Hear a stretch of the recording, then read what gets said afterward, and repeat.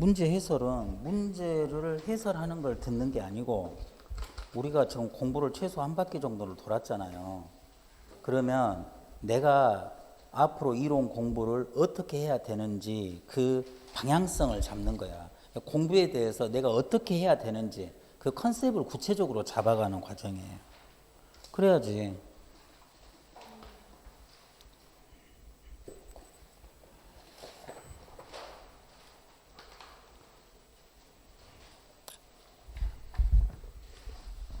잘 봐보세요. 2022년 6월 우리 지방직 교육학 기출 및 해설인데요. 이 문제는 전반적으로 아주 쉽게 나왔어요. 그래서 그 중에 가장 어려운 문제를 그나마 꼽은다. 그러면 아까 말한 대로 19번 지방교육재정교부금 문제 있죠. 근데 이 문제도 아마 우리가 법규 공부 우리가 따로 하고 그랬잖아요. 그때 보면 지방교육의 균형 있는 발전을 목적으로 확보 배분된다. 1번 또는 4번도 우리가 했어. 4번은 상황에 따라 조심해야 된다. 지문의 표현은 이렇게 돼 있는데 그 아래에 보면은 증액 교부금은 교부할 수 있다. 증액 교부를 할 수 있다. 기억나요? 여러분 법규에서? 기억 안 나죠? 뭔 말인지도 아예 모르겠어요. 19번? 19번 문제 제일 어려워. 봐봐. 지방교육자치법. 어디가 있습니까? 뒤에 법규를 먼저 봐보세요. 딱 그 문제 하나 빼놓고는 나머지는 거의가 우리 수업 시간 했던 거야. 물론 이제 법규 문제가 몇 개 더 있긴 하지만.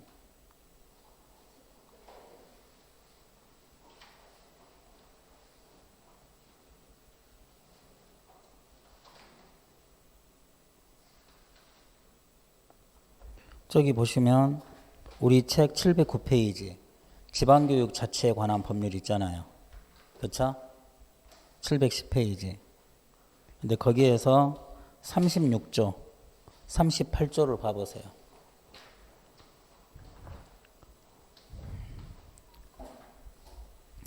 (36조에) 보시면 교육학예에 관한 경비 해가지고 715페이지 36조 교육학예에 관한 경비는 다음 각호 재원으로 충당한다. 그래서 내가 밑줄까지 그어놨네. 교육에 관한 특별부과금, 수수료, 사용료, 그 다음에 지방교육재정교부금, 해당 지자체 일반회계 전입금, 유아교육 지원 특별회계에 따른 전입금, 1호부터 4호까지 외의 수입으로서 교육학예에 속하는 수입. 이 교육학예에 속하는 수입은 다음 이제 이런 것들이 교육학예에 관한 경비에 재원이 된다 이 말이지. 그런데 이 36조를 보고 37조 의무교육 경비, 의무교육 외의 경비도 우리 책에도 있고요. 38조를 봐보세요. 이거 밑줄이 안 그어져 있죠. 그래서 내가 조금 난이도가 있다고 보는 거야. 이 시도의 교육학예에 관한 경비를 따로 격리하기 위해서 해당 지방자치단체의 교육비 특별회계를 쓴다. 이 부분은 그동안 한 번도 안 다뤄졌던 지문이에요. 근데 이제 그것이 19번에 2번 정답이 됐죠. 그럼 우리가 2번을 모른다고 해. 옳지 않는 거 이걸 몰라. 이걸 반대로 써놨어. 근데 1번 우리가 알았잖아. 그 다음에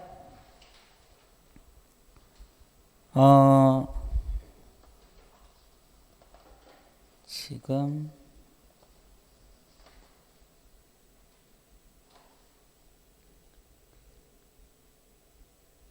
그 뒤에 문제 2개 있죠. 이건 지금 지방교육 자체에 관한 법률이잖아. 근데 지방교육재정교부금법으로 가보세요. 이 법이 지금 2개가 지금 섞여져서 나왔는데 봐봐. 지방교육재정교부금 바로 뒤에 넘기면 되죠. 거기 봤을 때 과거에 이거 시험에 나왔다고 했었지. 721페이지 우리 책에서 측정 단위 단위 비용이 한번 시험에 나왔었죠. 기준 재정 수요액을 산정하기 위한 각 측정 단위의 단위당 금액이다. 좀 덜 중요했는데 이런 것이 나왔다 이 말이죠. 그런데 지금 국가는 회계연도마다 3번 지문 지방교육재정교부금법에 따른 교부금을 국가 예산에 계상해야 된다. 그러니까 지방교육재정교부금은 누가 주는 거예요? 국가가 지자체에 주는 거예요. 자, 그게 어디가 있어요? 교부금법 1조를 봐보세요. 봐봐. 지자체가 교육기관, 교육행정기관을 설치 경영하는 데 필요한 재원의 전부 일부를 국가가 교부하잖아. 국가가 교부해서 자, 교육의 균형 있는 발전 도모. 그러니까 1번 지문은 지방교육재정교부금법 1조의 내용이 시험에 나온 거예요. 그래서 제가 목적을 항상 읽어보라 그랬죠. 나오든 안 나오든. 이건 우리 책에도 있어. 근데 그 다음에 4호 2조 정의의 4호 단위 비용이 한번 시험에 나왔다 그랬죠. 3조 봐보세요. 자, 교부금은 보통 교부금과 특별 교부금으로 나눈다. 이거 3조죠. 그렇죠? 이 지금 4번 지문이잖아. 그런데 제가 뭘 조심하라 그랬어? 저기 밑에 사항, 3조 사항. 국가는 1항, 2항에 따른 교부금 외에 따로 증액교부, 그래서 증액교부금이 신설됐다고 2019년도에 신설됐다고 했지. 그러면 선생님 지금 3조 1항에서 보통 교부금과 특별 교부금으로 나눈다. 이 지문은 틀린 지문입니까? 아니, 3조 1항의 내용을 그대로 갖다 놨으면 그건 맞는 표현이다. 근데 만약에 따로 해가지고 이것 외에 증액교부할 수 있다. 그 지문도 맞는 표현으로 해라. 왜? 아래 사항이 있으니까. 3조 사항에. 그러니까 3조 1항에서 증액교부라는 말이 없다고 해서 꼭 틀리다고 말할 수 있는 것은 틀리다고 보면 안 된다. 오케이? 그리고 보통 교부금과 특별 교부금은 필수지만 증액교부는 할 수 있다라고 했기 때문에 안 할 수도 있는 것이다. 이 부분 기억 안 나요, 여러분? 내가 이 부분 강조한 거 기억나요, 안 나요? 기억 안 나, 진짜? 이 부분? 이 부분 엄청 강조했잖아. 이거 문제풀이 할 때도 내가 이걸 강조를 했고. 그죠? 여러분이 그걸 놓쳐버린 거야, 지금. 그 다음에 교부금법 구조 한번 봐보세요. 구조가 밑줄이 안 그어졌을 거야. 그래서 그나마 난이도가 있는 거야. 둘 중에 하나로 가야 되니까. 국가는 회계연도보다 이 법에 따른 교부금을 국가 예산에 계상해야 돼. 근데 설사 이것을 모른다고 하자. 아까 뭐라 그랬어요? 국가가 지자체에 주려면 국가가 예산을 짜야 될 거 아닙니까? 이것은 너무나 당연한 이야기야. 그렇지? 국가가 지자체에 주려면 예산을 짜가지고 줘야 될 거 아니에요. 예산 없이 무조건 줘요? 그런데 이 문제가 왜 나왔을까 생각을 해보면 작년 연말부터 계속 지방교육재정 교부금이, 그러니까 문재인 정부 말기에도 세금을 많이 걷어버렸기 때문에 그만큼 지방교육재정 교부금도 늘어나 버렸다 이 말이지. 학생 수는 줄어들고 있는데, 그래서 불필요한 예산을 지금 쓰고 있다. 국가가 지자체 교육청에 주니 교육청은 산하 기관인 학교에 야 너희들 빨리 이거 필요한 거 써. 예산 소진해. 그러니까 막 쓸데없이 막 컴퓨터를 더 사고 쓸데없이 책상을 바꾸고 쓸데없이 무엇을 바꾸고, 그것이 막 뉴스에 나왔잖아. 이게 시사적인 문제의 성격이 좀 있는 게 시험에 나왔던 거예요. 이 문제가 제가 볼 때는 이 20문제 중에서 가장 어려웠던 문제입니다. 그렇죠? 그래서 사실은 지방교육재정교부금법 여기서 지문 3개, 지방교육자치법에서 문제가 하나, 그 지문이 1개, 이게 문제가 아니라 지문이죠. 지방교육재정교부금법에서 3개의 지문, 19번 문제에서 지방교육 자체에 관한 법률에서 1개의 지문이 나왔잖아요. 답은 지방교육 자체에 관한 법률 쪽이지만 지방교육재정교부금 우리가 하면서 어느 정도 설명했던 내용들인데 그 중에 2개는 우리가 확실히 언급을 했고, 그 다음에 이게 지방교육재정교부금의 성격을 보면 국가가 지자체 예산을 줘가지고 돈을 보내가지고 지방교육의 균형 있는 발전을 도모한다고 하면 당연히 이것은 예산으로 계상해야 한다는 것을, 예산에 반영돼야 한다는 것을 상식적으로 알고 있어야 되는데 그런 상식이 과연 어느 정도 있었을까 하는 그런 생각이 있고, 물론 법을 직접 다루진 않았지만, 그래서 둘 중에 하나로 정답이 간다면 여러분이 어려웠을 수는 있겠다. 그러나 나머지들은 둘 중에 하나로 갈 것도 없어요. 그럼 설사 이것을 뺀다고 해도 여러분은 95점을 맞았어야 한다는 말이죠. 무슨 말인지 아시겠어요? 그래서 이게 그나마 어려운 문제였다. 자, 제일 어려운 거 우리가 했는데 1번부터 이제 한번 봐보시게요.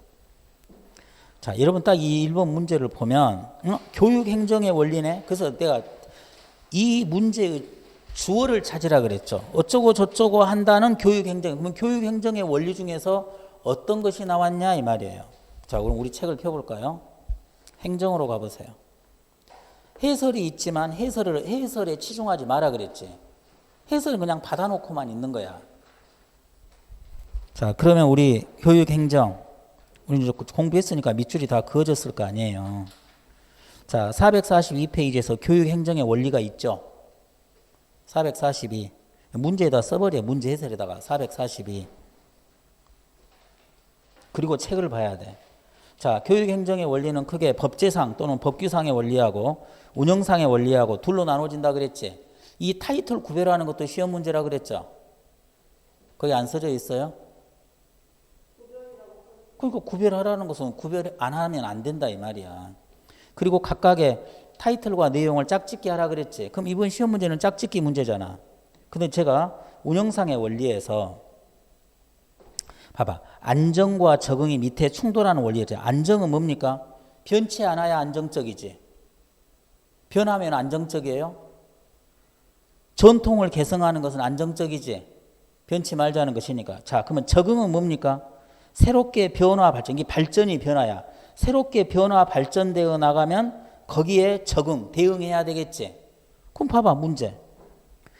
새로운 환경 변화에 신축적으로 대응하고 그래서 어떻게 함으로써 자 뒤에 변화를 주도해 나간다. 그러면 당연히 생각해봐. 국어 능력으로. 적응은 변화에 대해서 적응해야 되겠지. 변하지도 않는데 뭘 적응해요. 이해돼요? 국어 공부의 성격도 있는 거예요. 그래서 이 문제도 결국 교육행정의 원리가 제가 중요하다고 한 그 부분에서 나왔고요. 국어 능력을 좀 발휘하라 그랬죠. 그 다음에 2번. 다음에 해당하는 것. 이게 언젠가부터 이 문제가 참 좀 뭐라고 하지? 좀 수준이 낮아졌는데요. 아니 행정 문제가 나오면 행정 문제만 한 서너 개를 모아서 내면 안 될까? 뒤에 보면 행정이 또 나와.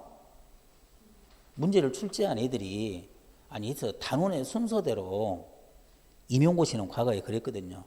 단원별로 무더기로 이렇게 나와. 교수학습이 나면 교수학습 쪽에 문제가 서너 개가 나오고 교육과정에 교육과정 문제가 두세 개가 나오고 이렇게 했거든. 근데 행정이 앞에도 있고 중간에도 있고 뒤에도 있고 왜 그럴까? 이러면 우리가 어렵게 생각할까? 해설하기가 영 귀찮아. 행정은 행정대로 가야 되는데 일단 순서대로 갑시다. 다음 설명에 해당하는 것. 자, 이게 포인트는 뭐다? 사회문화적 배경의 맥락, 사회문화적 환경에 영향을 받는, 문화에 영향을 받는. 다음에 서로 독립적인 다양한 지능으로 구성되어 있다. 그리고 그걸 모른다 해도 언어와 논리수학적 지능 외에 음악지능, 공간지능, 신체운동, 대인관계 이거 외에 뭐가 있어요? 가든의 다중지능은 몇 개가 있었나요? 9개. 그럼 봐봐. 언어와 논리수학적 지능 외에 뭘 추가했어? 음악, 공간, 신체운동, 대인관계 4개 외에 5개 자연관찰 대인간 있으면 개인 내적 지능 또 실존 지능. 다만 어린아이들은 나타나지 않는다 그랬지. 그렇게 됐잖아. 약점 지능과 강점 지능. 강점 지능을 통해 약점 지능을 개발할 수 있다. 아주 내가 짤막하게 써놨지. 그걸 불러줬거나 짤막하게 써줬거나 했잖아. 자, 이거 어디 있어요? 지능 이론, 심리. 286. 그거 해놨구만 디귿번에. 강점 지능을 이용하여 약점 지능을 개발할 수 있다. 짤막하게 써놨죠. 결국은 그게 시험에 또 나왔잖아요. 그렇죠? 가드노의 다중지능 이론이에요. 우리가 최근에 했었어. 이걸 여러분이 틀리면 안 된다고. 2주 전에 했잖아. 그거 잊어버려. 학교 조직의 특성. 아까 우리가 이야기를 했지만 다시 우리가 행정으로 또 가요. 근데 이 문제가 짜증나잖아. 뭐하러 중간에 심리를 끼냐고. 신기하죠? 문제를 낸 놈들이 좀 추접스러워. 이런 식으로 장난을 치면 안 되지. 너무 수준이 낮잖아요. 자, 학교 조직의 특징 어디가 있나요? 한번 찾아볼까요?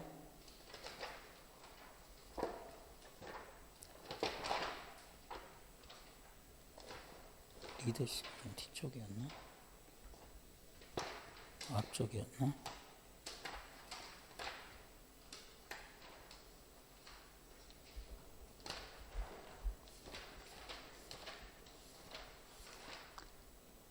459페이지 봐보세요. 자, 교육 조직, 가로 열고 학교 조직의 성격 해가지고 학교 관료조직 성격과 전문적, 학교가 관료조직 성격도 있다 이 말이지. 학교가 전문적 성격도 있다 이 말이지. 그래서 이 두 가지를 다 포함하면 이중조직 성격이라고 우리가 뒤에서 설명을 했었죠. 학교의 관료조직 성격은 뭡니까? 상명하복 관계로 지시명령 관계로도 볼 수가 있다 이 말이지. 그렇지만 학교 선생님은 전문직으로서 전문직들은 어쩐다?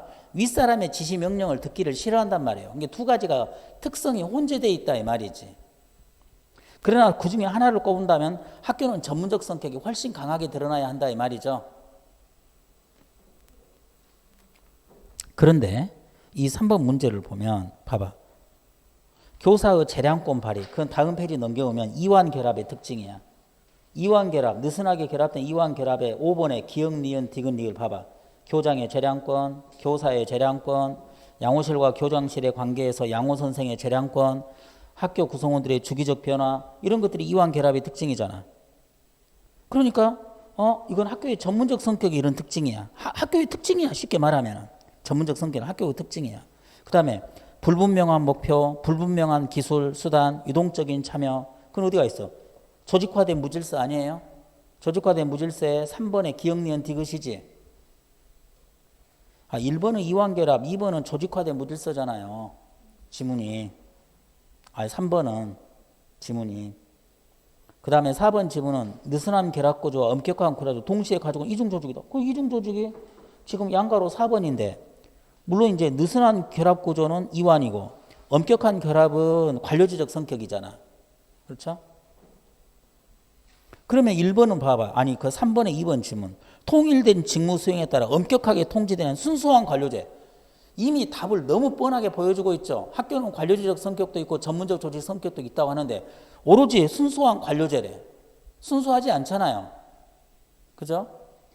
이 3번 문제를 틀리면 안 된단 말이에요. 어떻게 이 부분을 내가 459, 460, 461을 별표가 돼 있는가 안 돼 있는가 봐봐. 별표 해놨어 안 해놨어? 엄청 중요하다고 해놨잖아요. 그죠? 시험에 나오잖아요. 그래서 우리 해설도 지금 그걸 다 그대로 옮겨놓은 거예요. 책으로 보셔야 되고요.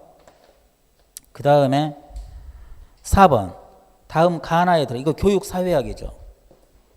이것도 교육사회학에서 아주 기본적으로 우리가 다뤘던 거라 여러분이 틀리면 안 돼. 잘 봐보세요. 538페이지부터 기능론의 전개과정, 기능론의 가정, 기능론의 사회관, 기능론의 교육관 이렇게 있고 그리고 기능론의 하위 이론들이 쑥 있는 다음에 542페이지 갈등론의 전개, 가정, 사회관, 교육관 이렇게 나와 있잖아요. 그리고 하위 이론들이 있고 즉 이 내용이 시험에 나왔어요. 근데 봐봐. 학교가 개인을 사회적 존재로 성장시킨다. 그 어디가 있을까? 봐봐. 이런 거 찾는 것도 사실은 공부가 될 수 있죠. 539페이지 양가로 4번 기능론의 교육관 가보세요. 학교는 기존 사회의 유지와 변하는 환경에 적응하기 위한 사회화. 그렇죠? 사회화 시킨다는 것은 사회적 존재로 길러낸다는 말이지.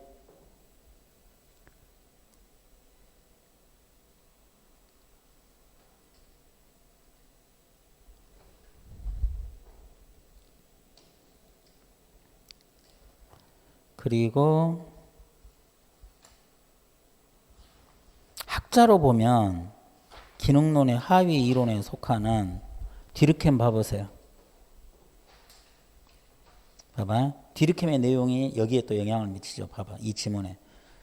540페이지 양가로 6번에 1번 디르켐. 사람은 비사회적 존재로 태어나는데 이런 비사회적 존재를 사회적 존재로 만드는 것. 그 교육을 그게 사회화야. 앞에 우리 사회화 했지만. 그거 써져 있잖아요. 사회적 존재로 성장시킨다. 그 다음에 학교는 능력주의에 따라 능력주의 어디가 있어? 다시 539. 양가로 3번 기능론의 사회관 기회균등 업적주의. 업적주의가 제가 능력주의라 그랬지? 능력주의 회관 있잖아. 다음에 선발, 배치. 그 어디가 있어요? 그대로 나와 있네. 기능론의 교육관 2번. 능력 있는 사람을 분류, 선발, 제공이 배치라고 내가 쓰라 그랬지? 양가로 4번에 2번. 있잖아. 그거 그대로잖아. 반면 갈등론은 불평등한 계층 구조를 재생산해. 이걸 우리가 찾아주는 것이 사실 우스울 정도야. 당연히 알고 있어야 되지. 어디가 있어요? 저기 543 양가로 4번에 3번 학교는 사회의 불평등 구조를 재생산하고 정당화시킨다. 그 다음에 뒤에 교육 내용뿐만 아니라 분위기. 이 분위기가 뭐냐면 543 경제재생산 이론에서 다음 페이지 봐보세요. 그리고 그 알아두기 밑에 교육의 내용을 통해서가 아니라 교육이 이루어지는 방식을 통해서 대응관계가 유지된다. 그래서 잠재적 교육관. 잠재적 교육과정은 뭡니까? 교육과정에서 잠재적 교육과정의 특징이 뭐예요? 잠재적 교육과정이 뭐냐고.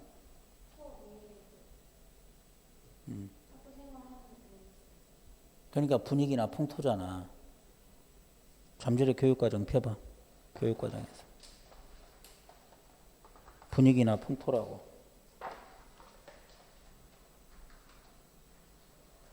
자, 176페이지. 잠재적 교육과정. 학교가 의도하지 않았지만 학교 생활하는 동안에 은연중에 배우게 돼. 그게 학교 문화 풍토야. 그 분위기가 풍토잖아. 그러죠? 그러면 여기서 어쩐다? 아이들은 교육 내용뿐만 아니라 여기 내용을 통해서가 아니라 이렇게 돼 있지만 내용뿐만 아니라 학교 분위기를 통해서 은연중에 교육이 이루어지는 방식을 통해서 은연중에 초등학교는 덧셈, 뺄셈, 곱셈 이런 것을 공부하지만 이런 것이 중요한 게 아니라 이런 것을 통해서 선생님으로부터 말 잘 듣기, 질서 지키기, 순종하기 이런 것들 분위기를 통해서 이런 것을 배운다고. 그게 잠재적 교육 과정의 부정적 측면이에요. 알겠습니까? 그 내용이 지금 분위기를 통해 기존의 계층 구조를 정당화시킨다 이 말이지. 즉 노동자 계층의 자녀들은 복종, 말 잘 듣고 질서 지키고 순종해야만 네가 먹고 살 수 있다 이 말이지. 그게 이제 과거에 노무현 대통령의 연설에서 나와요. 노무현 대통령의 그 유명한 연설 중에 하나가 제가 저희 어머님으로부터 배운 것은 무조건 나서지 말아라. 고개 숙이고 살아라. 네가 모난 돌이 정 맞는다. 윗사람 어르신들의 말 또는 가진 자의 말, 권력자의 말에 복종하라. 그렇지 않으면 그 집안은 멸문지화를 당한다. 이런 식의 아마 그 연설이 있을 거예요. 그 뭐야? 지배 권력자에 복종해야만 살아남지 대적하면 안 된다 이 말이지. 그런 이야기이고요. 어쨌든 이거 4번도 너무나 쉬운 문제입니다. 틀리면 안 돼요, 이런 것은. 그래서 내가 이제 여러분한테 다소 걱정스러운 것은 기본적인 것들은 어떤 특정 단어를 외웠다기보다는 흐름이나 뉘앙스로도 풀 수가 있는데 왜 이런 걸 틀렸을까? 이게 정확하게 디테일하게 어떤 내용을 알아서 푸는 게 아니잖아. 기능론, 갈등론에 대한 이해도가 거의 없었다면 정말 문제가 있는 거야. 자, 로저스의 인간주의 상담 나와 있죠. 상담자에게 필요한 태도인데 아까 제가 뭐라 그랬어요? 수용, 공감적 이해, 일치, 레포 이런 것이 있어야 한다 그랬지. 근데 그게 우리 아까 인간주의 상담 페이지를 역시 써버려. 내가 페이지 찾아보면 계속 페이지를 써야 돼. 그래야 여러분이 진짜 공부가 되는 거야. 상담이죠, 지금. 절대 해설지를 보면 안 돼. 우리 나중에 문제풀이 할 때도 해설지를 제가 주긴 하지만 해설지에만 의존한 애들은 점수가 안 올라요. 어디가 있냐면 351페이지 있잖아. 근데 352 넘겨보면 오늘 우리가 여기까지 했잖아. 양가로 4번에 1번 진실성, 무조건적 긍정적 관심, 정확한 공감적 이해. 공감적 이해는 공감이고 무조건적 긍정적 관심은 뭡니까? 수용이고 진실성은 일치라 그랬지. 그게 그렇게 바뀌어져 있는 거잖아. 단어를 바꾸면 되지. 뭔만 바꾸면 돼? 진실성을 일치성으로 바꾸면 되겠구만. 그럼 체계적 둔감법은 어디가 있냐 이 말이야. 자, 우리가 아직 상담이는 안 끝났는데요. 저기 끝으로 가보세요. 상담이는. 웰페의 상호재질이 들어있어요. 362페이지 봐보세요.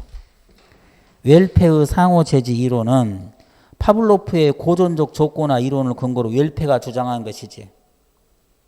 그러니까 파블로프의 고전적 조건화 이론을 근거로 하니까 이것은 행동주의적인 상담이야. 맞죠? 파블로프는 행동주의 쪽이죠. 근데 봐봐. 주장적 훈련, 체계적 감감. 체계적 감감법은 뭔데? 물체나 동물 또는 사회적 상황으로부터 공포나 불안을 제거하는 데 쓰여. 봐봐. 심층적인 근육 긴장 이완의 훈련, 불안 위계 작성, 가장 불안을 적게 유발하는 자극에서부터 차례대로 제시. 근데 내가 이 체계적 감감법을 어떻게 설명했냐면 뺄 감자야. 둔감, 점점 둔하게 만들어. 자, 내가 예를 들어서 고소공포증이 있어. 그런데 내가 하필이면 롯데에 대기업의 원서를 썼는데 롯데에 내가 합격이 됐어. 근데 하필이면 내가 발령난 곳이 어디야? 여러분, 롯데타워 그 제일 높은 것이 몇 층이죠? 우리나라에서 지금 제일 높은 건물이지. 잠실 롯데월드 말고 롯데월드 2인가 해가지고 이렇게 그 뾰족한 첨탑처럼 해가지고 만들어졌잖아. 거기 63빌딩보다 더 높아졌잖아요. 이명박 때 그 허가해 준 거. 원래는 그 비행기가 가는 길 근처에서 위험해.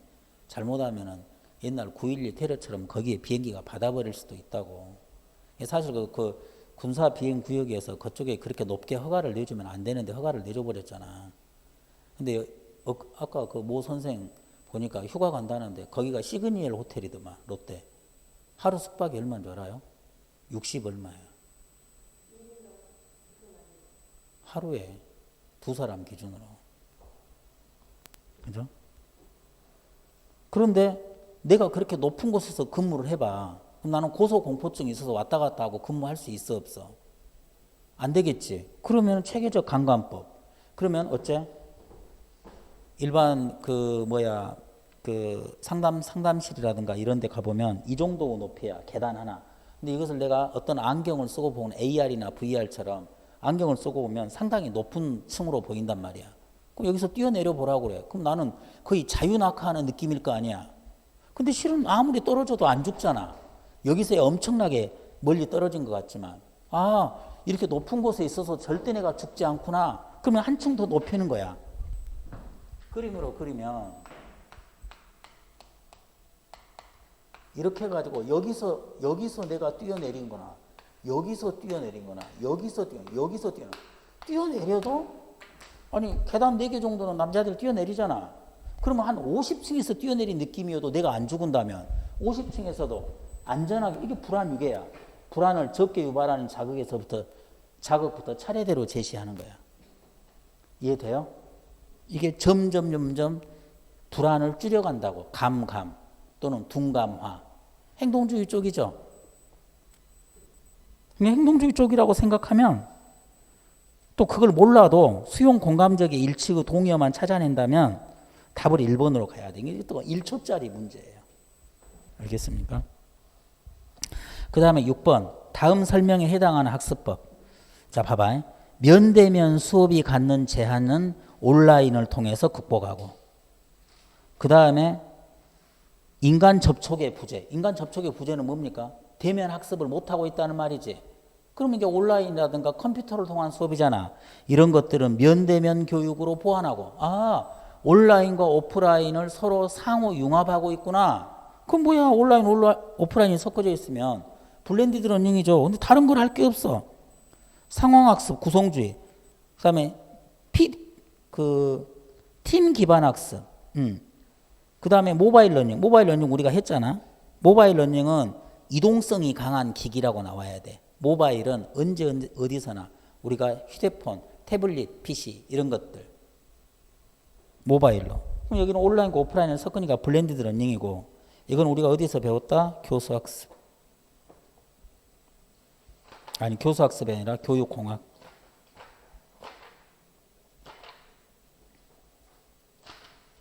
교육공학에서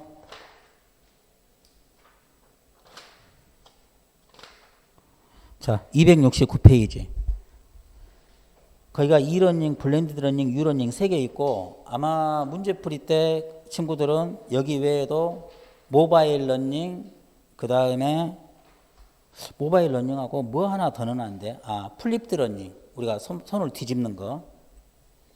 블렌디드 러닝하고 구별해야 할 거라 그랬죠. 그래서 여기 보면 블렌디드 러닝 봐보세요. 온라인 교육과 오프라인 교육을 혼합 실시하는 것이다. 써져 있잖아요. 그래서 답은 6번에 2번밖에 할 게 없다는 말이죠. 그 다음에 근데 이번에 이제 국가적 문제가 짜증났다는 것은 뭐냐면 여러분 봐봐. 유러닝을 봐보세요. 거기 있는 유러닝은 언제 어디서나가 포인트야. 유비쿼터스가 언제 어디서나 학습이 가능해. 근데 그 수단이 이제 이동형 단말기 같은 모바일 기기죠. 그 모바일 러닝은 뭐야? 언제 어디서나의 포커스를 좀 덜 두고 이동형 단말기와 같은 것으로도 학습이 가능하다. 이렇게 좀 포커스가 나오면 모바일 러닝. 근데 이것이 말장난이잖아, 결국은. 그러죠? 그래서 사실은 유러닝과 모바일 러닝을 같은 지문에 넣어놓으면 논란의 여지가 있는데 그때는 이게 같이 들어가 있었단 말이지, 국가직에서는. 이게 사실은 문제가 좀 있는 거예요.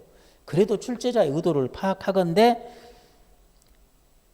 언제 어디서나가 빠져 있다면 모바일 러닝이고 언제 어디서나라는 말이 들어와 있다면 그래도 유비쿼터스 러닝이라고 해야 한다 이 말이죠. 그렇게 했지만 문제는 짜증나는 거예요. 사실은. 알겠습니까? 사실은 이게 만약에 수능 시험이잖아. 복수 정답으로 충분히 처리할 가능성이 있었던 겁니다. 근데 그냥 넘어가 버렸던 것이죠. 어쨌든 6번은 블렌디드 러닝이고요. 그 다음에 7번.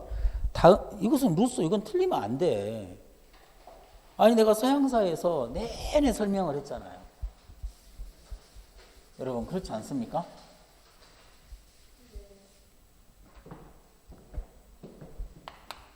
자, 고대는 어떻게 나눠져 있어요? 고대는. 고대는 어떻게 나누냐고. 어? 아, 고대, 정기, 그리스, 후기, 로마, 봐봐. 틀이 안 잡혀져 있다니까. 딱 하면 나와야지. 그리스는 어떻게 나눴어요? 아테네와 스파르타. 그 사상가 몇 명 나왔어요? 4명. 누구예요? 소피스트, 소크라테스. 그 다음에 플라톤 말이죠. 둘 비교하라고 했잖아. 이게 틀이라니까. 이게 틀. 내용이 아니라. 로마는 어떻게 나눴어요? 로마는 시기를 어떻게 나누냐고. 또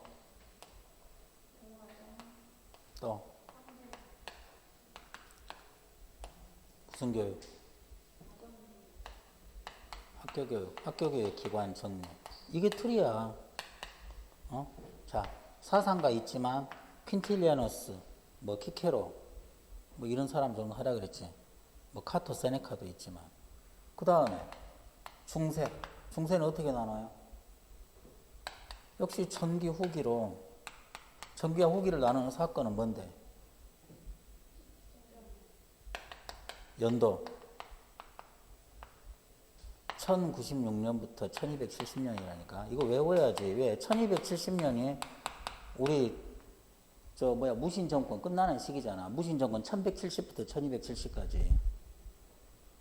전기는 무슨 교육? 종교교육 기관 외웠어요? 응? 문답교사, 수도원, 본산. 특히 수도원과 본산, 그 중에서 본산학교는 십자군 전쟁의 실패로 기독교 교리가 흔들리니까 어떤 철학이 나타나? 스콜라 철학이 나타나잖아요. 그 스콜라 철학에 영향을 미친 거야. 이것이 결국 중세 말의 후기의 세속적 교육인데, 물론 하나, 둘, 셋, 넷, 5개 중에서 주로 3개까지는 전기에도 어느 정도 영향을 미치지만 후기는 세속적 교육이었잖아. 이 중에서도 시민교육, 이건 십자군 전쟁 이후에 나타났고, 그 다음에 중세 말에 대학의 발달. 그러면 스콜라 철학은 결국은 중세 말에 대학의 발달을 가져오고, 대학은 이런 스콜라 철학, 아리스토텔레스 논리학을 포함한 고전을 공부하잖아. 그리고 이것이 뭐라고? 중세를 무너뜨리고 근대 15세기 인문주의를 가져오게 된 배경이 됐다 그랬지. 근데 인문주의는 전기, 후기, 말기로 나눠진다고 했잖아. 개인적, 사회적, 피케로주의. 한편 16세기는 뭐예요? 누구?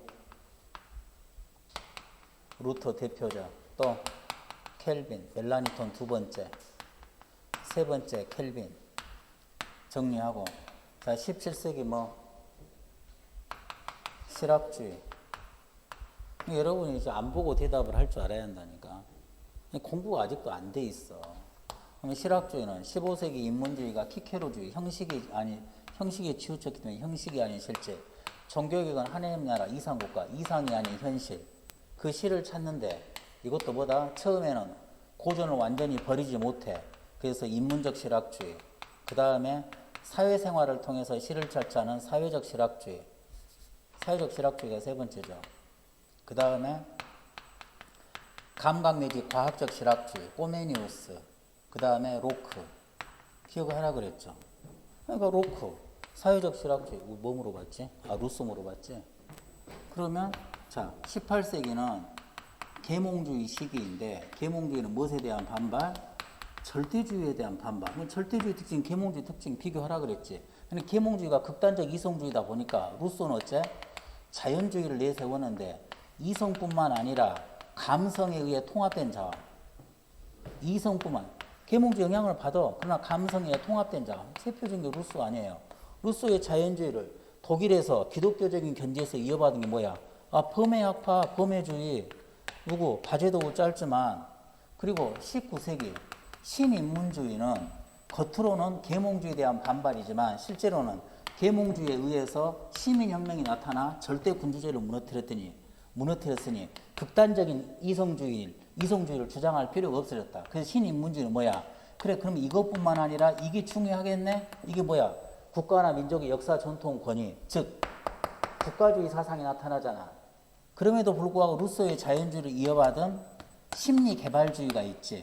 심리개발주의. 누구야? 페스탈, 프레벨, 헤르바르트. 이런 것들, 국가나 민족을 강조하는 국가주의 교육 사상가, 훔볼트, 아담 스미스 이런 사람. 그 다음에 과학적 실리주의, 스펜서. 그리고 20세기 신교육 운동. 이 신교육 운동은 뭐야? 결국은 존 듀이의 진보주의, 듀이, 몬테소리, 엘렌 케이, 킬패트릭. 그럼 뭐야? 결국은 루소의 자연주의 영향을 미친 게 꼬메니우스의 객관적 자연주의. 그걸 독일에 이어주고 그것을 아동의 심리개발주의. 그걸 이어받은 게 신교육운동. 이게 아동 중심의 흐름이라 그랬지. 이렇게 하면서 정리를 하는 거예요. 이게 틀이야, 틀. 여기에 살을 하나도 안 붙여놨어. 근데 이 틀을 안 하고 살을 붙여. 그럼 이 틀이 다 움직여버릴 거 아니에요. 그럼 몇 세기에 있는지를 모른다고. 누가 누구한테 영향을 미치고. 오늘 또 인터뷰 5분씩인가 한다고 했을 때 이게 지금 숲이야, 숲. 숲을 보고 개별 나무를 봐야 되는데 여러분은 개별 나무만 연구해. 그러니까 이 나무가 이리저리 옮겨 다녀 버려.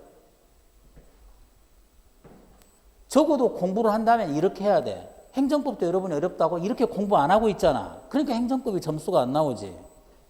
전체 단원의 틀을 여러분이 장악을 해야 한다니까요. 근데 단어도 공부해야지. 왜 단어만 공부하냐고. 전체 틀도 잡으라니까. 목차도 외우고. 그걸 안 하니까 여러분이 점수가 안 나오는 거예요. 영어가 약하면 암기 과목이라도 잘해야 될 거 아닙니까? 그게 내가 보상심리라 그랬지. 적응 기제 중에서. 왜 그런 것도 없냐고. 그럼 영어도 못하고 암기 과목도 못해. 그럼 공부는 안 해야죠. 공부를 안 해야지. 다 못하는데 어떻게 공부를 해. 여러분이 공부를 한다고 하면 적어도 어쩐다? 저 목차나 틀을 정리하고 그 다음에 스토리를 짜서 물 흐르듯이 이야기를 전개해 갈 수 있을 정도로 그런 프로가 되어야 된다. 그래야 90점 이상을 맞는다 이 말이죠. 근데 여기는 이미 자연주의 학교 끝났어. 루소에 줘서 그 유명한 에밀이 있잖아요. 그죠? 그 다음에 진보주의.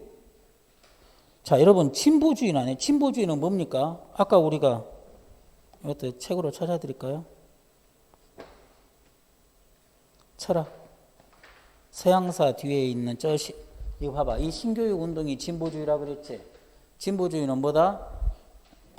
실용주의와 루소의 자연주의 영향을 받았죠. 사실은 세 군데서 언급이 됐다고 했지만 봐봐. 129페이지, 128페이지 신교육운동 가로 열고 진보주의 써놨고 거기 보면 129페이지 사상과 뒤위인데 교육의 본질 이 내용은 사실상 어디에서 나온다? 자, 철학으로 가보세요. 진보주의 나와 어디가 있는가? 자, 141페이지 진보주의 나와 있고 진보주의의 사상적 배경 자연주의와 실용주의다. 자, 교육이론 봐보세요. 똑같지 않나요? 예, 아까 그걸 그대로 복사해 놨으니까 교육은 생활이면 생활의 준비가 아니다. 자, 이때 앞에 생활은 현재 생활이며 뒤에 생활은 미래 생활의 대비가 아니다. 그게 그대로 써져 있네. 그래서 내가 표현이 같아도 의미는 다를 수 있다 그랬지. 그럼 봐봐. 여기서는 미래 현재라는 말을 표면적으로 쓰고 있죠. 봐봐. 미래 생활을 위한 준비가 아닌 현재 생활에 충실이다. 현재 생활 자체를 의미 있게 만들어야 된다. 그게 교육은 생활이며 생활의 준비가 아니다. 그 말을 내가 해석해 준 거야.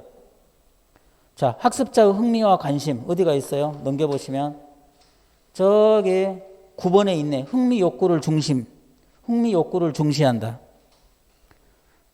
자, 경험에 의한 학습 저기 9번 흥미 욕구를 중시하는 경험 중심, 생활 중심, 아동 중심 교육이다. 나와 있네. 그 다음에 그 앞에 이제 3번 교육은 계속적인 경험의 재구성이다. 이러한 경험의 재구성으로 성장 발달해 간다 이 말이죠. 그러면 자 1, 2, 4번이 질적으로 동일해. 3번 고대 그리스 자유교양 교육은 우리가 어디에서 배웠어? 이건 전통교육이잖아. 주류교육이고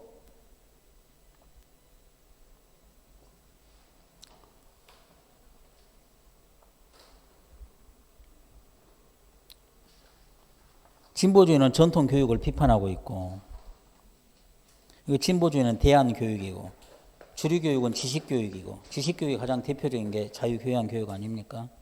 그래서 1단원에 보시면 자 우리 해설에도 있지만 1단원으로 찾아보세요. 1단원 교육의 유형에서 자유교육 자 27페이지 있죠. 그거 우리 해설에 봐봐. 그거 그대로 복사해서 갖다 붙여놨잖아. 그래서 봐봐. 자유교육은 4번 이성의 개발을 통한 교양교육으로서 뒤위와 같은 아동의 흥미와 자율성을 존중하는 아동중심 교육과는 다르다. 그러면 뒤위의 교육은 아동중심 교육이야. 그러니까 자유교육의 특징은 진보주의에서는 어울리지 않는 단어지. 어렵지 않잖아요. 그 다음에 평생교육제도 1단원인데 자, 아까 제가 페이지를 찾아드렸죠. 우리 잠깐 뭐 한다고 하면서 어디 있었나요? 저기 37페이지 독학에 의한 학위 취득. 근데 독학에 의한 학위 취득은 학위 취득이라면 학위. 그럼 학위는 뭐가 있어? 학사, 석사, 박사가 학위지. 고등학교 졸업이 학위예요? 그럼 학위라는 말을 안 해. 졸업이나 수료라는 말을 하지. 그러니까 학사, 학위, 학사부터 학위라는 말을 써. 그럼 이것은 뭐야? 대학교잖아요, 적어도. 근데 어떻게 고등학교 졸업 이야기를 하고 있어? 그 다음에 이제 봐봐. 이번에 이제 평생교육법이 개정된 내용이 2번에 나왔어. 평생교육 이용권 결국은 바우처가 나왔죠. 근데 바우처를 포인트로 내지 않았단 말이에요. 그러니까 문제가 쉬운 것이지. 그렇죠? 평생교육 기회를 제공하기 위해서 신청을 받아 평생교육 이용권 바우처를 발급할 수 있다. 맞아요. 이게 새로 이번에 평생교육법이 개정된 내용이 아주 약하게 언급이 되고 있는 것이죠. 학습효과제 유무급이 맞죠? 학습 계좌는 뭡니까? 개인의 학습 경험을 종합적 누적적으로 집중 관리하는 제도. 우리 그렇게 외웠었잖아. 학습 계좌제. 맞아요. 틀려요. 37페이지 2번의 기억본. 그대로 똑같잖아. 이게 어려운 문제야? 이것도 1초짜리 문제지. 그죠? 자, 10번. 교육 내용의 조직 원리. 그럼 여러분은 머릿속에서 뭐야? 교육 과정으로 얼른 넘어가서 뒤쪽 부분에 기억나요? 목표, 내용, 과정, 평가. 이렇게 흘러오고, 이렇게 돌아가고, 순환적 일관성, 상호작용성. 자, 이게 교육 목표인데, 목표 진술의 원리. 6개. 이게 교육 내용. 자, 학습 내용과 경험의 선정 원리.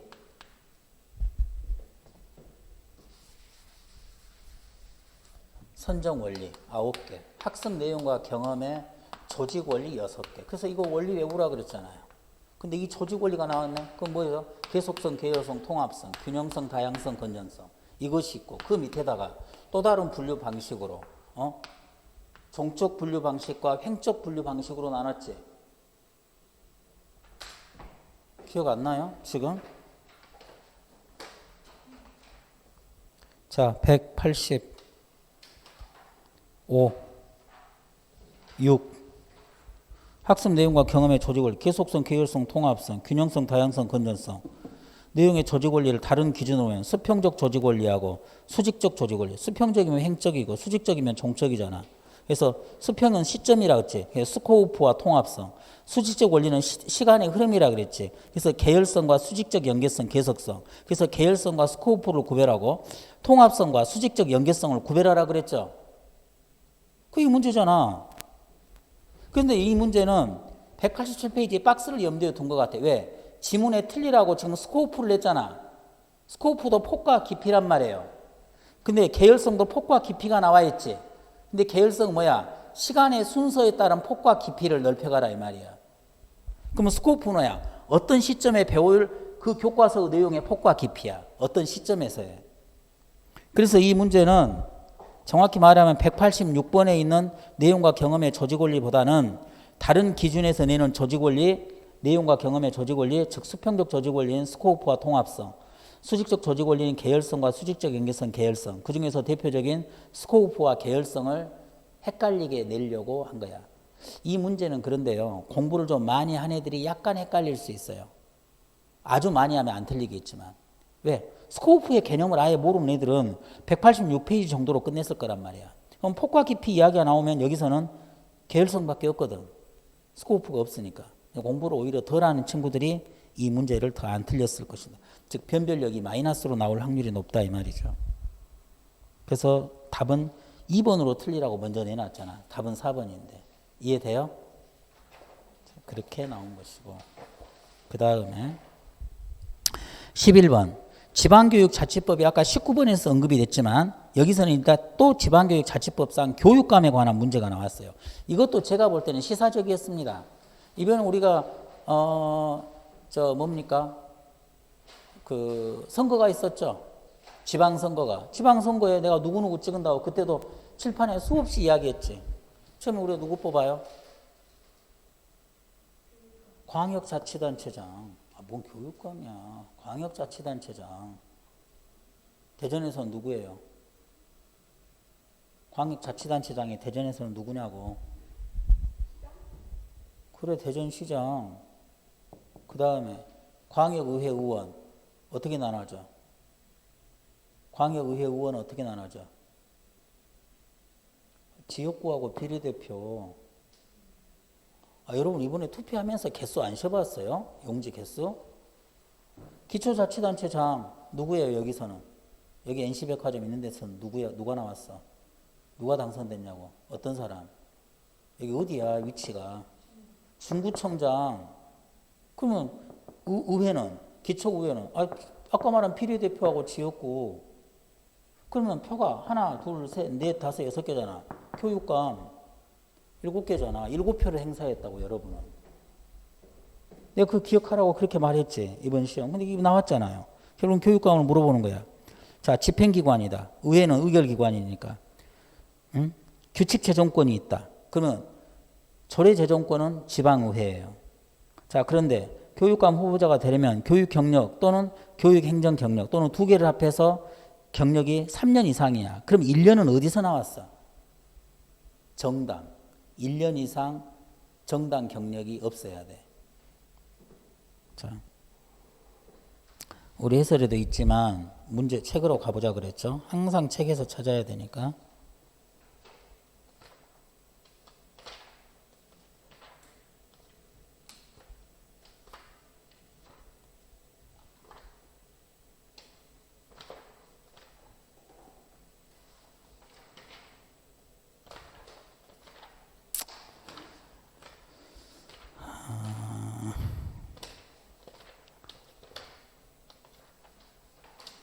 어디 갔지?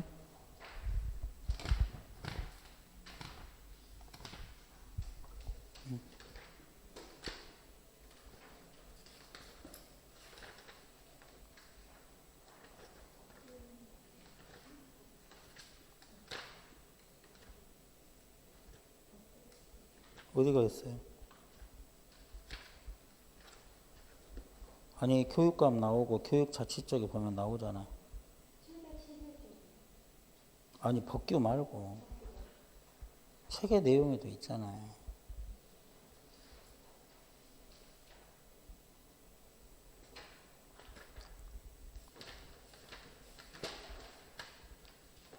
교육재정, 예산.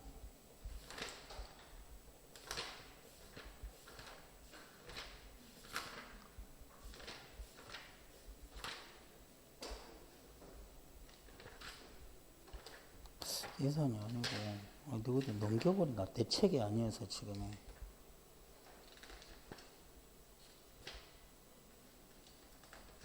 승진이고 임용.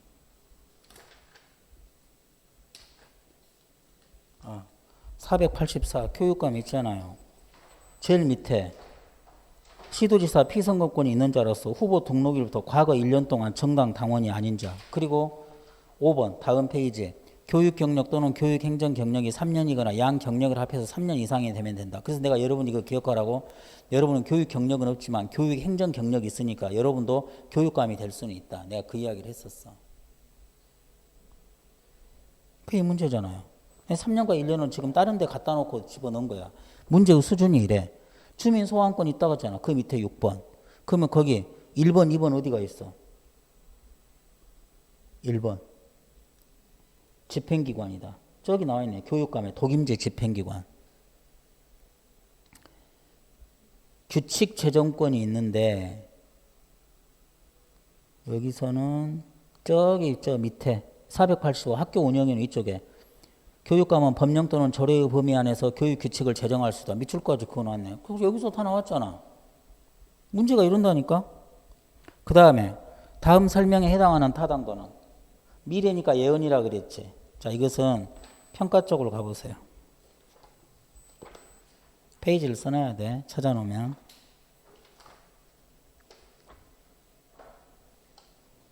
자, 390페이지.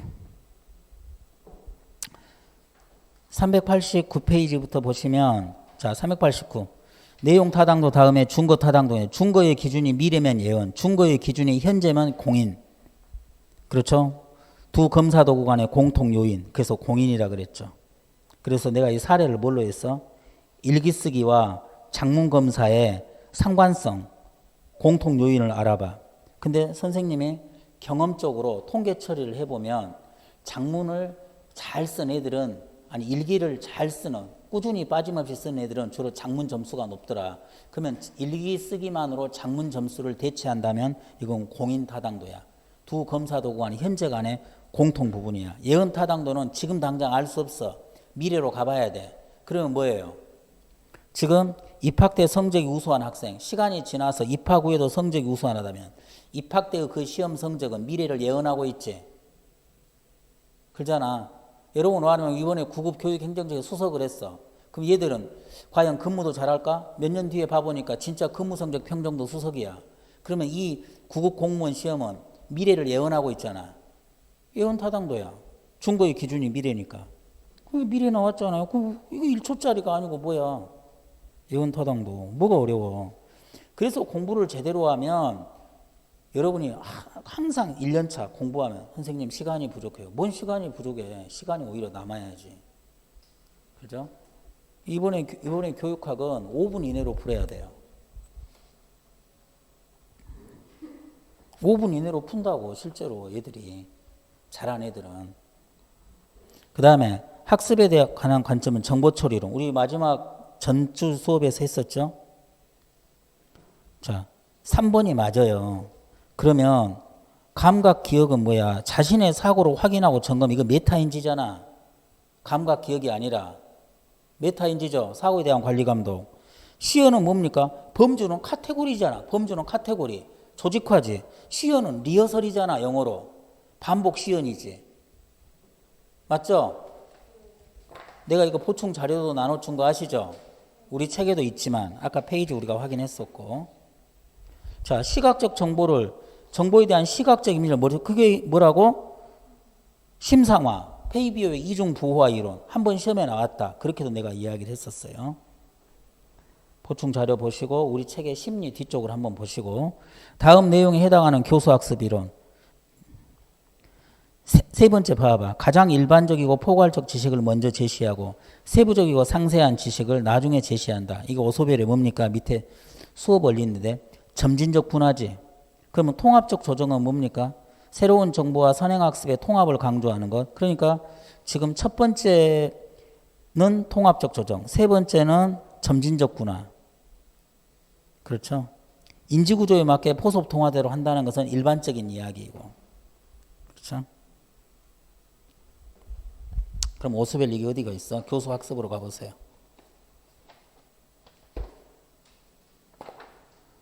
오스벨.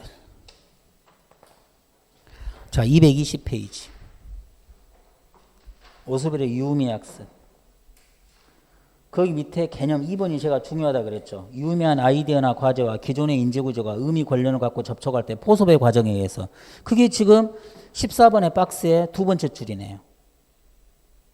그리고 이제 나머지 첫 번째하고 세 번째는 뭐야? 마지막 223페이지. 오스벨의 유의미 수용학습의 수업 원리. 점진적 분화, 통합적 조정. 그렇죠? 그 다음에 선행조직자 원리. 6번을 제가 제일 강조했지만 1, 2번도 제가 설명을 해드렸었죠. 밑줄 그어져 있죠.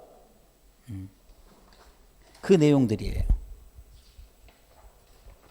그 다음에 15번. 자, 교육의 정치적 중립성. 이거는 법 문제예요. 그냥 법이 아니더라도 상식적으로 당연히 4번을 찾아내야 한다 이 말이죠.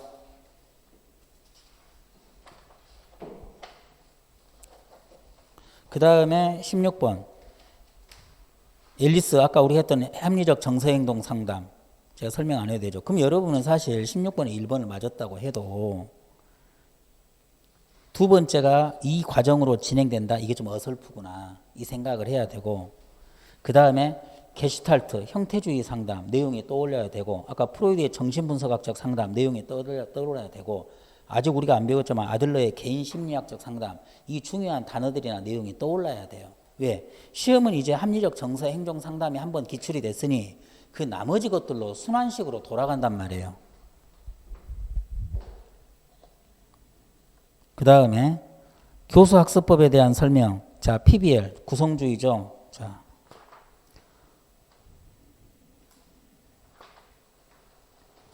자 230페이지 구성주의 학습에 내가 종류 외우시라고 그때 하지 않았나요? 상황학습, 인지적 도제 이론, 인지적 유연성 이론, 자 문제 기반 학습. 그래서 내가 문제 중심인데 문제 기반 똑같다. 왜? 영어를 봐라. 헷갈릴 때는 영어가 의미를 준다. 그 다음에 코너 학습, 그 다음에 정황 교수, 영어도 앵커드 인스트럭션, 그리고 상호 교수인지 상보적 교수 이런 것들이 구성주의 학습이다. 그러면 구성주의 학습은 뭐다?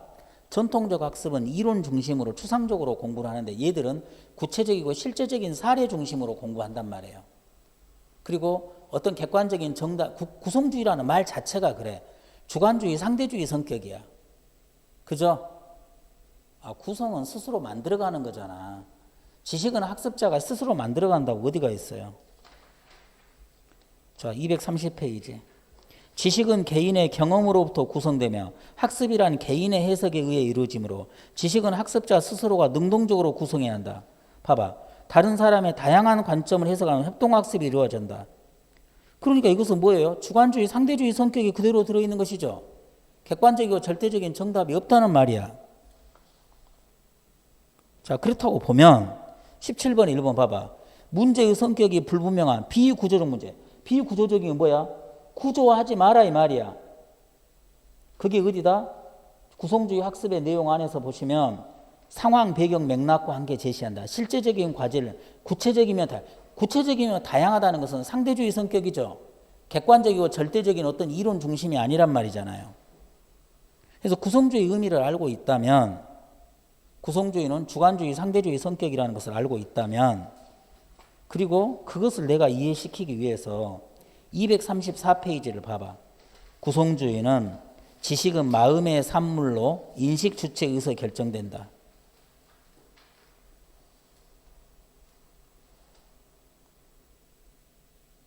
의미도 인식 주체에 의해서 결정된다. 그러면 객관주의는 봐봐. 전통교육. 의미는 인식 주체와 독립돼 있다. 지식도 인식 주체와 독립돼 있다. 이거 뭐야? 객관주의 아니야?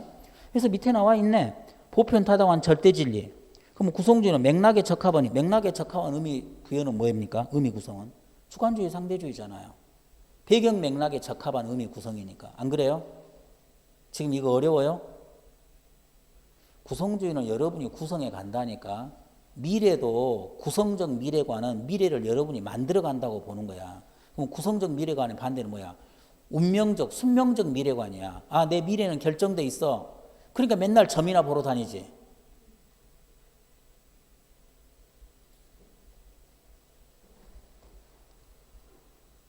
그죠? 그래서 애매모호한 비구조적인 것들을 불분명한 비구조적 문제를 그러니까 현실 아까 실제 생활과 관련된 거에 이런 것들을 사전에 제거를 해버리면 어째 어떤 뼈대만 남겠지.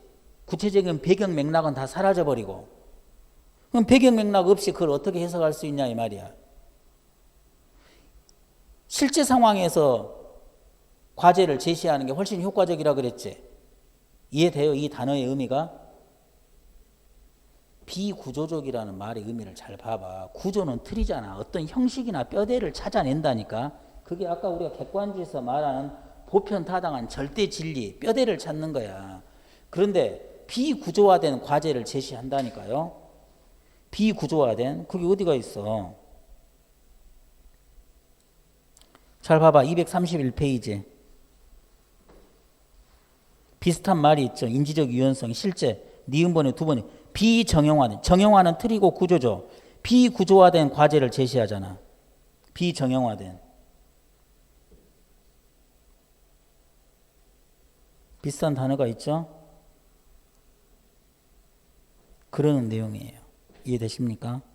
토익법 맞고 직소 모형은 과제 분담 학습이라 그랬지. 봐봐. 전문가 집단 나와 있네. 발견 학습은 부르는 생각해야 되겠죠. 교사는 촉진하고 안내한다. 학습자는 스스로 능동적으로 탐구의 과정을 학자들이 밟아가는 탐구의 과정을 거쳐가야 된다. 능동적으로 학습하는 주체가 된다. 그래서 브루너의 발견 학습은 자기주도 성격이 강하다 그랬죠. 우리 설명했잖아. 그 다음에 18번 실존주의. 다시 철학. 철학이 이번에 두 문제나 나왔죠. 철학으로 가볼까요?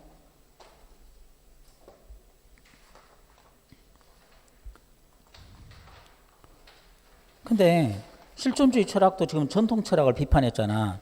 전통 철학은 뭡니까? 교육 철학이라면 의도적인 사전 계획과 지속적인 훈련. 전통적인 교육은 뭡니까? 교사 중심의 주입식, 암기식 교육과 훈련이었죠. 실존주의는 뭡니까? 아동을 중심으로 놓고 있죠. 봐봐. 실존주의가 인간주의와 아동 중심을 띠고 있어. 어디가 있냐면 147페이지. 잘 봐봐. 교육이론, 자아실현적 인간, 개성존중의 전인교육, 촉진적 교육 방법. 자, 이게 주입식, 암기식 교육과 어울립니까? 절대 그렇지 않죠. 봐봐.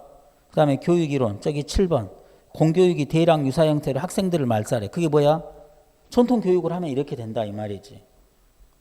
그죠? 그래서 그런 흐름을 탄다면 실존주의는 전통적인 교육 철학을 비판하기 때문에 전통적인 교육과는 거리가 있겠구나. 전통 교육은 뭔데? 교사 중심의 주입식, 암기식, 의도적인 사전계획, 지속적인 훈련. 이게 우리가 본질주의라든가 전통주의에서 우리가 배웠던 거잖아요. 그러면 나머지 봐봐. 그걸 모른다고 해도 본론어가 볼로브라고 해야 되는데 무식한 놈들이. 볼로브잖아요. NOW, 볼라우라고도 하면 안 돼.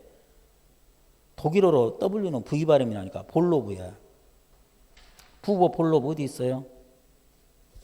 실존주의에서 147페이지 부버 다음 페이지 볼로브 중하단부에 그 다음에 불안, 처조, 위기, 각성 그 어디가 있어요?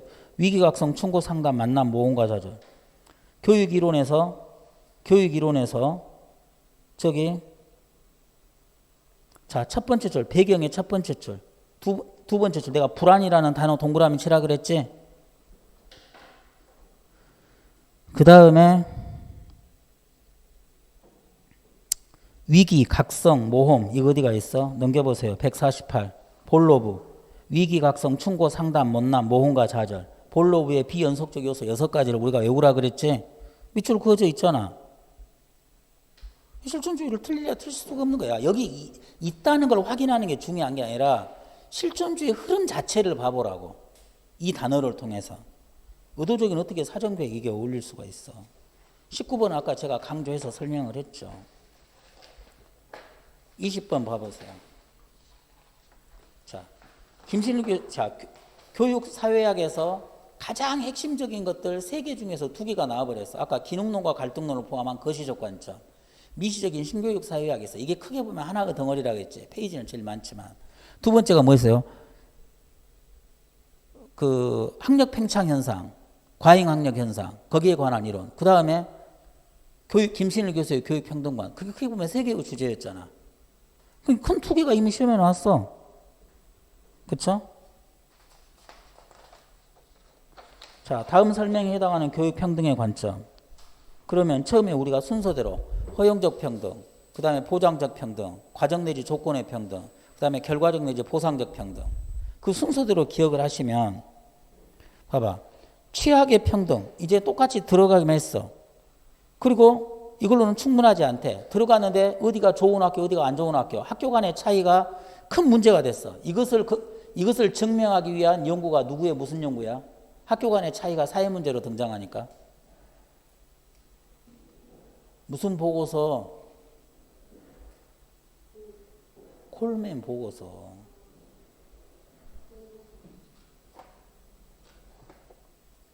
교육사회학 해보세요.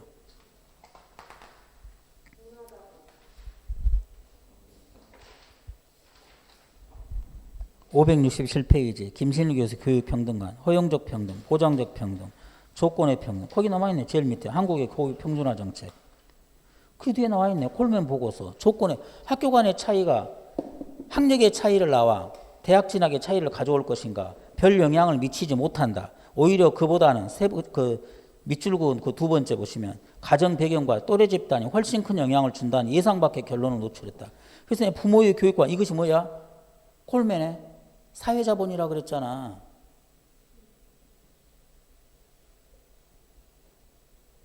그래서 결과적 내지 보상적 평등을 입증하는 자료로 바뀌었다 그랬지. 미들스타트, 헤들스타트 프로젝트, 영국의 EPA, 한국의 농어촌 특례 입학 이런 것들이 결과적 평등이란 말이에요. 그래서 이 문제들을 보면 사실 어떻게 보면 문제풀이도 없이 기본 이론만 잘 합숙하면 맞춰야 돼. 그래서 이런 식의 문제는 절대 기본형이 문제여야 되고 변별력이 있는 문제가 그나마 법규에서 하나 나왔는데 아는 애들은 맞추고 모르는 애들은 틀렸기 때문에 변별력도 별로 없었을 것이다. 그래서 이런 문제는 앞으로 바람직하지 않다. 그러면 내년 시험을 대비하는 여러분들은 어찌해야 돼? 이런 식의 문제는 하나도 안 틀리고 다 맞춰야 되고 정말로 5분 내에 풀어야 되고 이것을 응용해서 나오는 좀 더 어려운 문제가 나왔을 때 남과의 격차를 벌려야 돼. 그래서 적어도 저한테 수업받은 친구들은 문제가 이런 식으로 나오면 안 돼. 다른 애들과 차이를 벌려야 되는데 공부를 기본으로만 하면 다 맞춰버렸다니까. 이것은 95점을 무조건 맞추게 해주는 거야. 운 좋으면 100점까지. 변별력이 없는 시험에 무슨 의미가 있답니까? 그래서 이번 시험은 변별력에 실패했을 것이다. 그럼 얘들이 자기들이 커트라인이나 평균 평점이 이게 높아진단 말이에요. 그럼 내년에는 문제를 이렇게 낸다고 할까? 야, 교육학 신경 좀 써서 내. 그러면 내년 시험은 어려워져. 내년 시험은 올해 국가직 지방직보다 더 어려워질 것으로 생각이 된다. 그러니까 공부를 더 열심히 해야 돼. 그리고 이제 교육과정 2022 개정교육과정 있죠. 그 부분도 이제 내년에 시험에는 나올 거예요. 알겠습니까? 법 개정이 또 이번에 좀 될 거야. 그것도 또 나올 거예요. 그래서 여러분이 공부를 열심히 하셔야 된다.